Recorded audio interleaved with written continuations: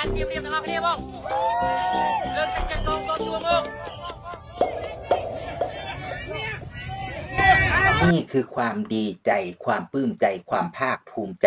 ของชาวกัมพูชาที่อยู่ในโลกกาลาแลนด์ค่ะเมื่อสื่อข่าวกัมพูชานั้นได้รายงานว่า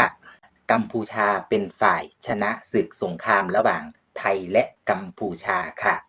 จึงทำให้ชาวเขมรหรือชาวกัมพูชานั้นดีอกดีใจกันเป็นอย่างมากค่ะ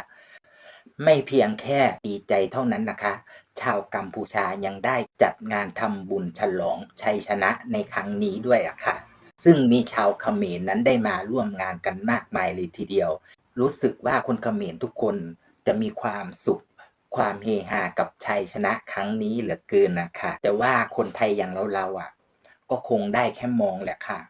คงไม่มีวาสนาที่จะได้สัมผัสความรู้สึกแบบนั้นเหมือนคนเขมรหรอกค่ะเพราะว่าเราอยู่กันคนละโลกค่ะเราอยู่โลกมนุษย์เขาอยู่ที่โลกกาลาค่ะฉะนั้นแล้ว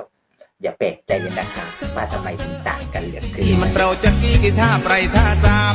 สัจจะอันใจอังสัจจะโง่กีแสดงมันโพกีเคลื่อนก่อยเคลื่อนลา